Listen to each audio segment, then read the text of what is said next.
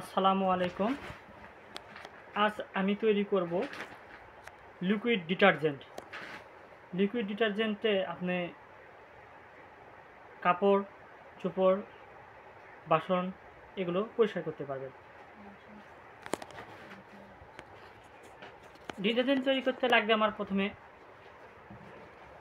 SLES sodium lauryl sulphate, যেটা বলা হয় বিজ্ঞানের ভাষায়। আমার কাছে বেশি নয়, এটুকু আছে। এটুকুতে আমি যে পরিমাণ হয় সে পরিমাণ মতো করে নিচ্ছি, দেখাচ্ছি আপনাদের। এরপর লাগবে হচ্ছে আমাদের ল্যাপসা।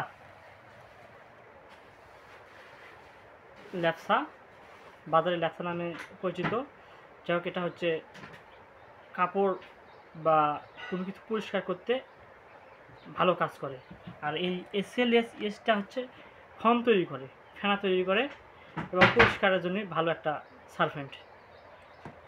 এরপর লাগবে আমাদের হচ্ছে কস্টিক সোডা। কস্টিক সোডা আমরা পরিমাণ মতো নেব, নিয়ে একটা পাত্রে পানি নেব। সে পানিতে একটু লিকুইড এইটা গলিয়ে নেব। গলিয়ে নেওয়া পর্যন্ত আমরা অপেক্ষা করব। আপনারা কখনোই হাত দিয়ে উঠবেন না, হাতে নাড়াচাড়া করবেন না। আপনারা সবসময় যারা তৈরি করবেন এরকম স্টেনলেস হাতল ব্যবহার করবেন। যাই হোক, আর লাগবে হচ্ছে গ্লিসারিন। গ্লিসারিনটা আপনার হাতের সুরক্ষার জন্য গ্লিসারিন ব্যবহার করা ভালো। তার লাগবে হচ্ছে সোডিয়াম বেনজয়েড বা প্রিজারভেটিভ, যে কোনো ধরনের প্রিজারভেটিভ আপনি ব্যবহার করতে পারেন। তারপর আমরা কার্যক্রম শুরু করলাম। প্রথমে SLES ফাঁকা পাত্রে ঢাললাম।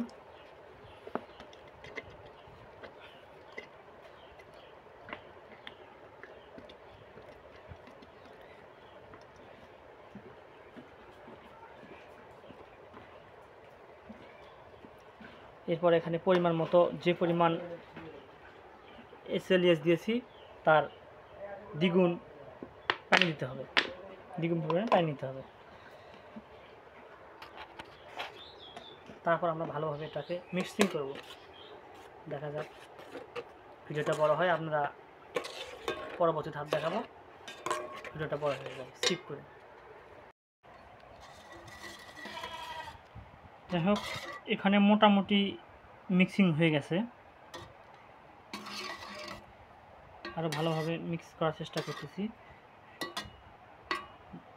আপনারা সবসময় ফ্রেশ করবেন, মিক্সিংটা ফ্রেশ করবেন, কোনো দলাজান বা কোনো দলাজান না থাকে। দলা বেঁধে থাকলে আপনারা পরবর্তীতে আপনি কোনো বোতলে তুলবেন বা তুলবেন তখন দলা দেখা যাবে। এরপর এখানে যোগ করবো হচ্ছে ল্যাপসা। অল্প পরিমাণ যোগ করবো আর মিক্সিং করার চেষ্টা করবো। অল্প অল্প করে দিব আর মিক্সিং করবো।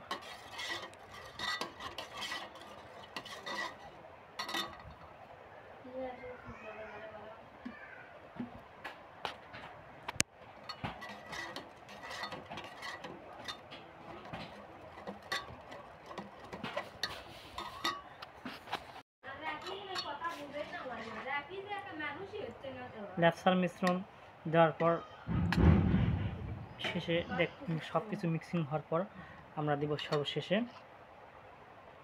উপাদানের ভিতর। শুরুতে আমরা যে কস্টিক সোডা দিয়েছিলাম সেই কস্টিক সোডা দেওয়ার পর আমরা আবার ভালোভাবে মিক্সিং করব।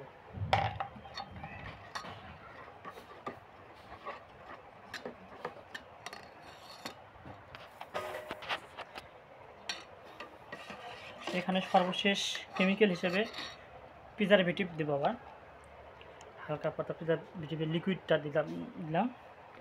আগে কোনো প্রিজারভেটিভ লিকুইড দেওয়ার পর একটু মিক্সিং করার পর এতে সর্বশেষে একটু গ্লিসারিন দেব। গ্লিসারিন দিলে কী হবে, যে আপনার হাতের কোনো ক্ষতি হবে না, হাতটা মসৃণ থাকবে।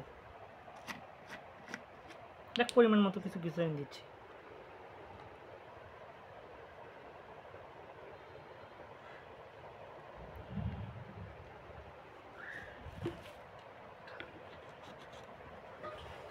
ভালোভাবে মিক্সিং করার পর দেখি আমরা ঠান্ডা এবং এই যে ফেনাগুলো হচ্ছে এই ফেনাগুলো সারাক্ষণ তাফিয়া করি আমরা। বন্ধুরা, যাই হোক বন্ধুরা, তৈরি হলো সুন্দর একটা লিকুইড ডিটারজেন্ট। এটাতে কাপড়, ঘরের মেঝে এবং ডিশ ওয়াশ করা যাবে।